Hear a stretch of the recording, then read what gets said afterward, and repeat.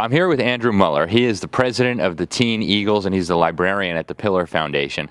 I gave a speech at the Pillar Foundation probably a few weeks ago, and I met this young gentleman here, and I was just blown away. The guy knows so much. He really gave me hope for the future of America. And so naturally, I asked him, were you homeschooled? And naturally, he was. Andrew, thank you so much for being with us. Oh, my pleasure. Thanks for having me. So tell us a little bit about Teen Eagles. What do you guys do? What do you stand for? And how can people get involved? Absolutely. Teen Eagles is a Christian conservative student-led organization, and the mission statement of Teen Eagles is to bring a biblical worldview back into politics and culture. And we do that by hosting meetings every month, hosting events like the one you had. We do things like that. And it's just about getting kids involved, teaching them the biblical worldview, how they can implement that into their life and into society, into culture. America's been a great country for liberty and for prosperity, and the next generation's really losing out on that. And Teen Eagles really wants to cultivate that internal self-government, those foundational principles that our country was built upon, and help them implement that into society and into culture. And we really just want kids to get a lot of things that they're not getting at church, and if they're public school, things that they're never going to get in public school. Fantastic. And so what are some of the things you guys do? You put together speeches and events. What else do you guys do? We also attend conferences like the Eagle Phyllis Schlafly Conference here, an educational policy conference. We also attend that. And we go lobbying for certain bills and for candidates. We also do campaigning. We do parades, lit drops, whatever we can do to help further the cause, and a lot of times just have young people at events where, you know, we can talk to the older generation, soak in what they have to say and learn from them, and just really try to get the torch from the previous generation and really try to advance liberty in America. That's awesome. Really, really appreciate it. And so tell us a little bit about your education. You were homeschooled. What did that look like? And, tell us about how it went and what you learned and how it was maybe different from what you saw and other kids your age experienced in the public school system. Homeschooling has been one of the biggest blessings in my life. My parents made the decision to homeschool my sister and I when I was coming out of kindergarten and she was coming out of second grade.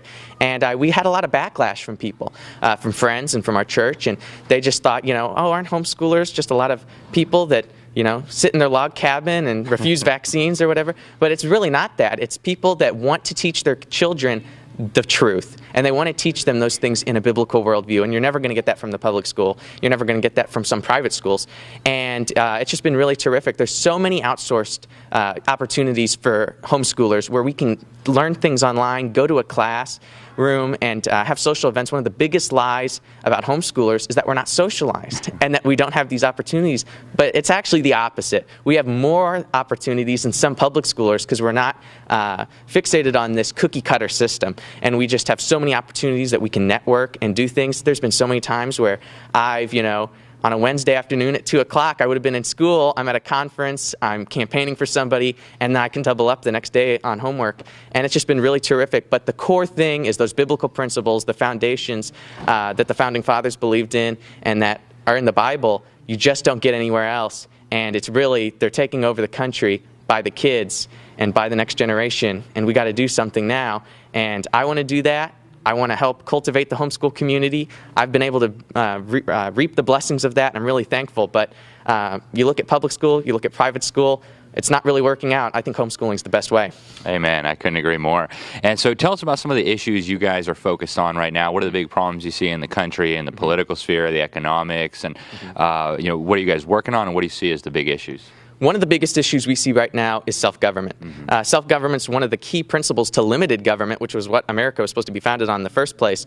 When you have all these external rules and, you have people from the top down with external rules trying to force internal rules, that doesn't work. But if you have internal rules, self-government, from the Bible and from the Ten Commandments and all those things, you don't need all these external rules.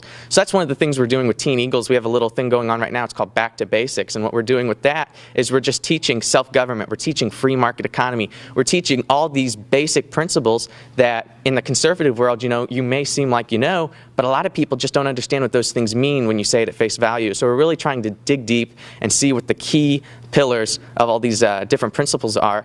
And also, we want to help kids have a biblical worldview and understand other worldviews. That's one of the big things. You have so many dominating worldviews in our culture: Marxism, Islam, secular humanism, postmodernism.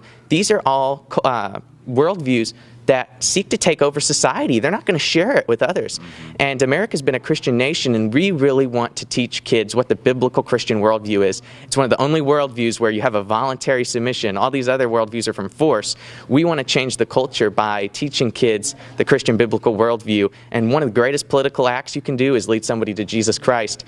And that's what we really want to do by teaching kids the gospel, teaching kids the Bible, and then once they have that foundation, teaching them all these biblical principles that they can bring into government and society. That is so awesome. You just make me so happy hearing all that. So how could a teenager who's watching this, how would they get involved? You guys have a website. Where would they go? www.stlouisteeneagles.com. You can go on there, have all the information you want.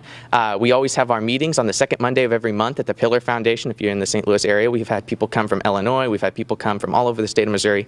You can come to our meetings. They're always on the second Monday of every month at the Pillar. And Teen Eagles has just been so great. And one of the great things about Teen Eagles is the whole family can come. It's not just for teens. We want preteens, we want younger kids to come and to learn this so that when the time comes for them to be involved in Teen Eagles, they already have an interest and an understanding. So I encourage you to go to our website and learn more, and we'd love to have you at any event or meeting. Phenomenal. Hey, thank you so much for what you're doing, and thank you for being with us. Thank you, Mr. Newman. Appreciate it.